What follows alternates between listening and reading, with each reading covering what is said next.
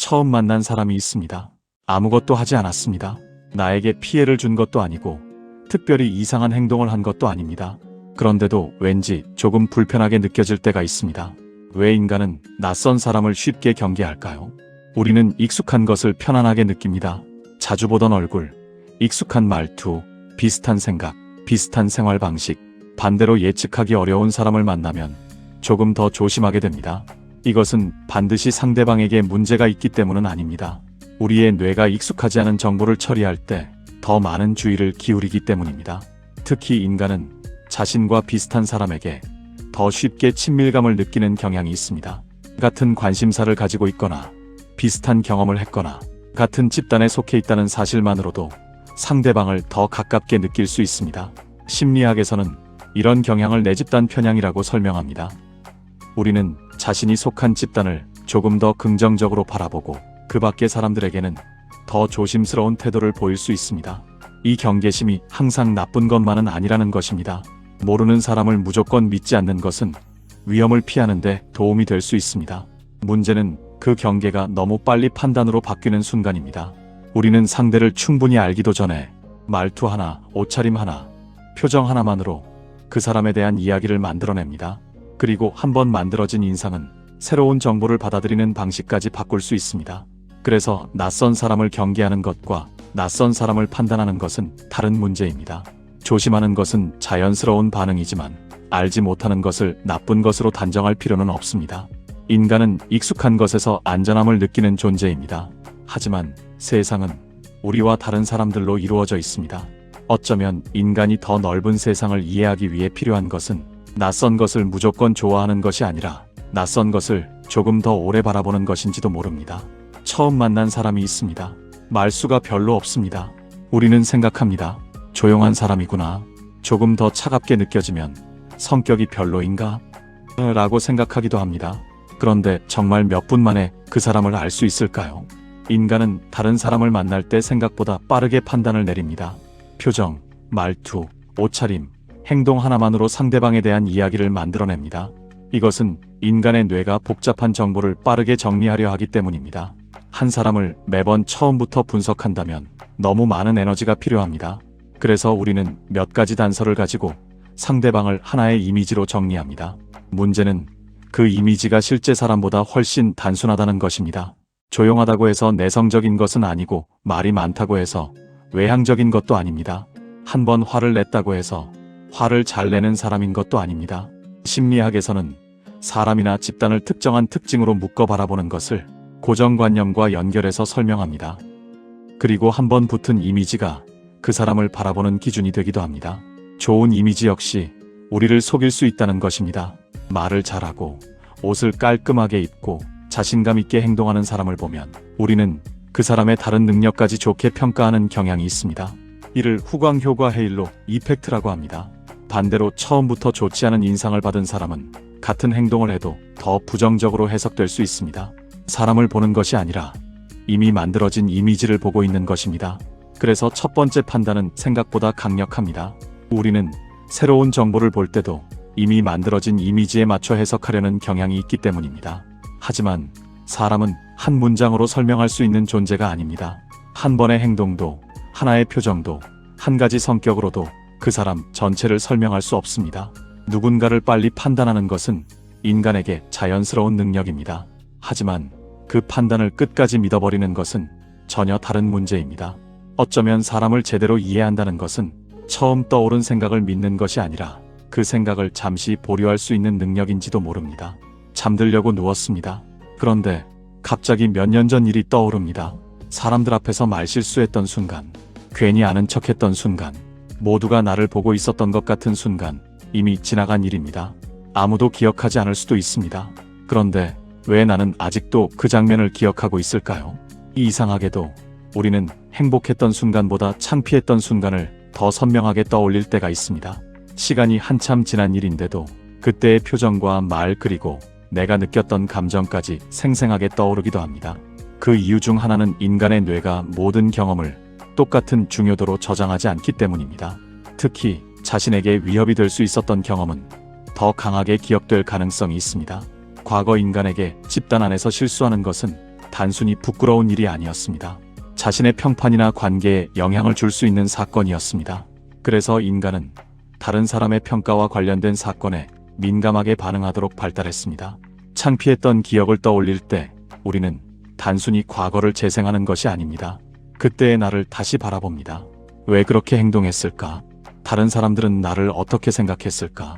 다시 그런 일이 생기면 어떻게 해야 할까?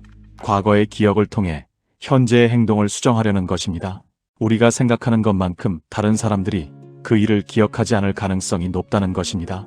우리는 자신의 행동을 아주 크게 느끼지만 다른 사람들은 각자의 삶과 고민에 더 많은 관심을 가지고 있습니다.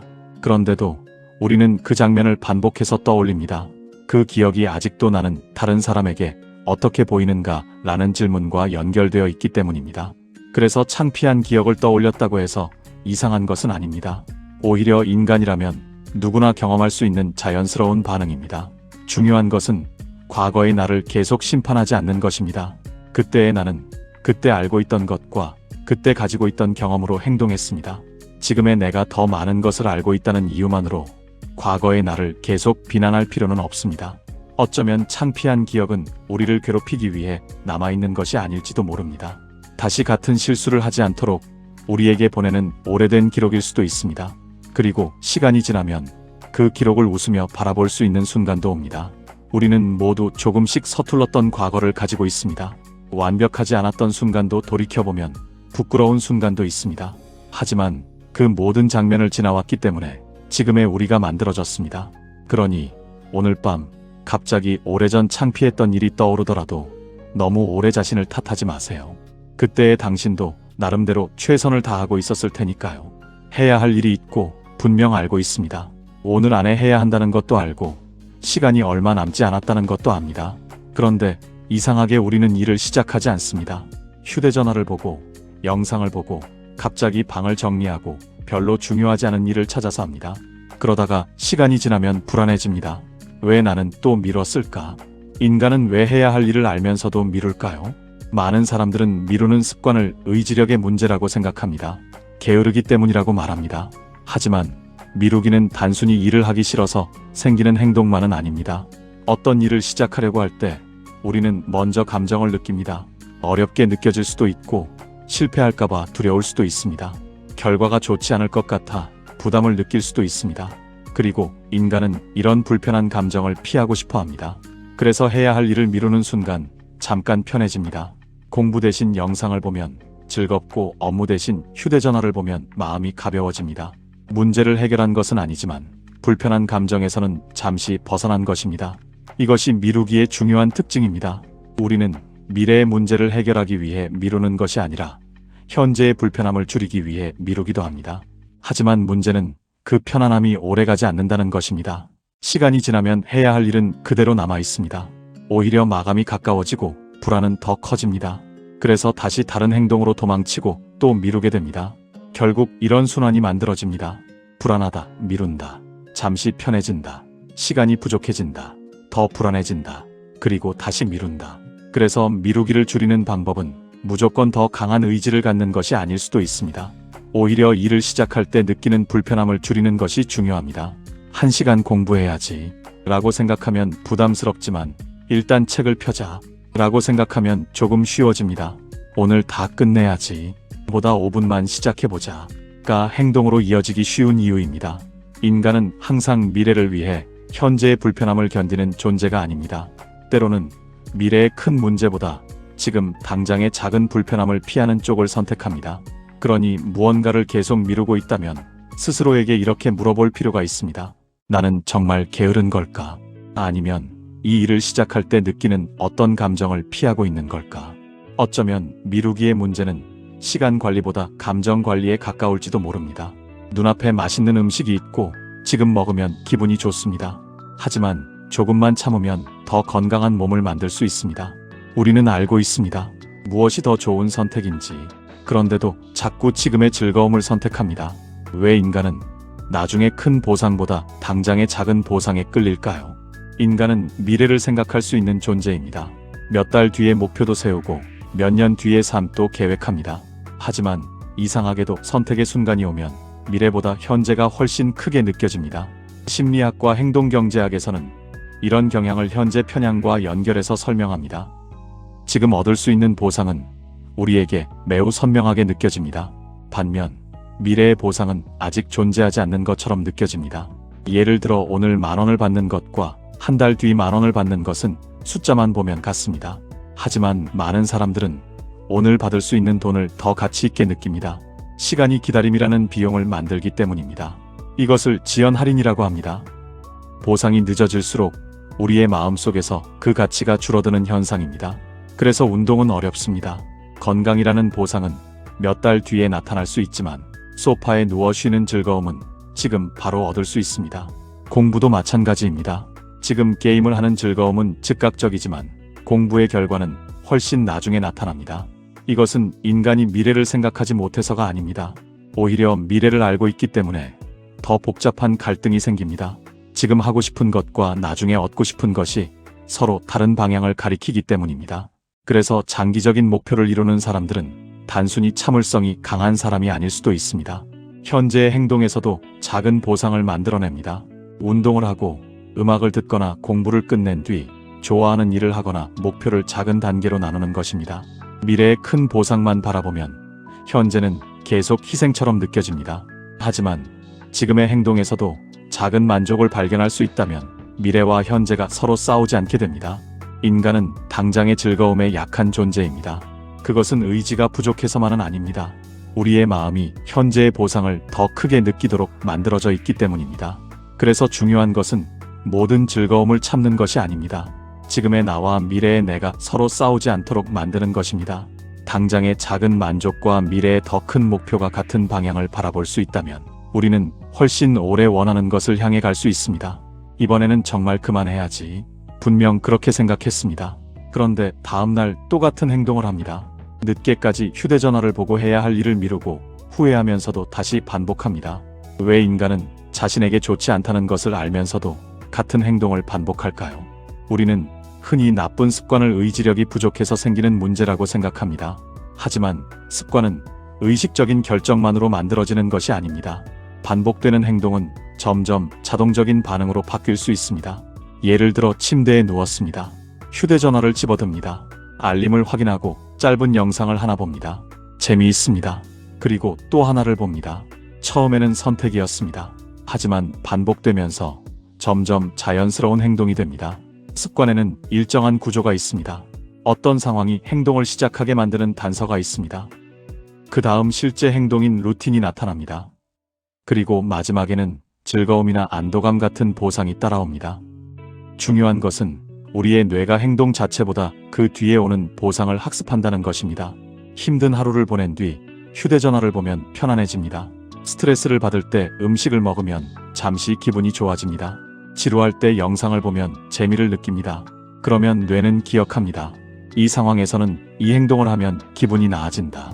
그래서 습관은 생각보다 빠르게 자동화될 수 있습니다. 우리는 매번 지금 이 행동을 할까? 라고 고민하지 않습니다. 상황이 행동을 불러오는 것입니다.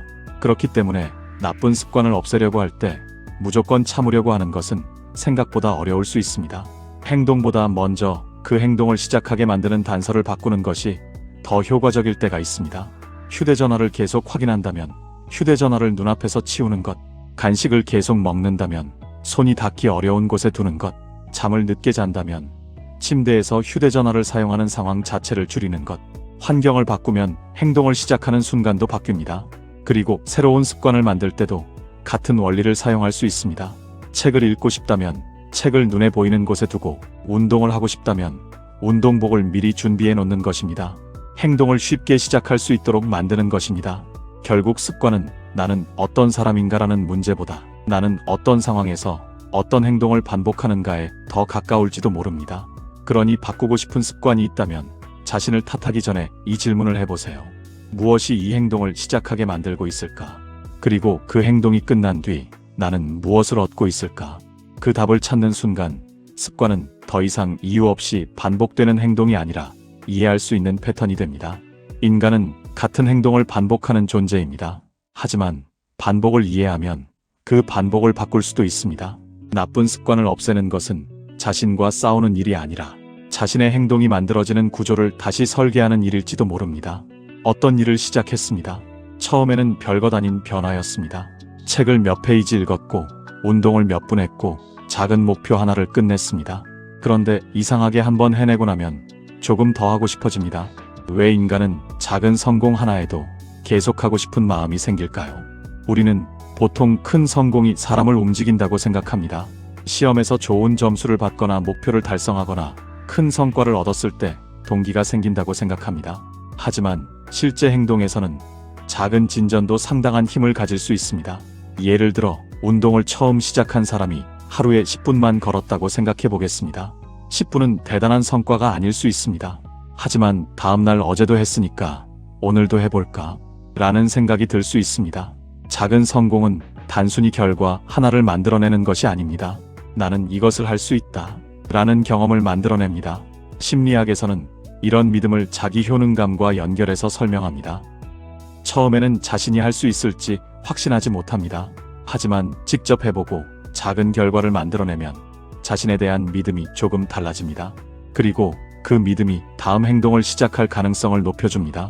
그래서 중요한 것은 항상 큰 목표를 세우는 것이 아닙니다. 오히려 목표를 작게 나누는 것이 도움이 될 수 있습니다. 책 한 권을 읽겠다고 생각하는 대신 오늘 5페이지만 읽는 것입니다. 운동을 1시간 하겠다고 생각하는 대신 일단 10분 움직이는 것입니다. 작은 행동은 시작하기 쉽습니다. 그리고 시작한 행동은 생각보다 오래 이어질 수도 있습니다. 여기에는 또 하나의 변화가 생깁니다. 처음에는 해야 하니까 한다. 였던 행동이 나중에는 나는 이런 행동을 하는 사람이다. 라는 자기 인식으로 이어질 수 있습니다. 한 번의 운동으로 건강한 사람이 되는 것은 아닙니다. 한 번의 독서로 독서 습관이 만들어지는 것도 아닙니다.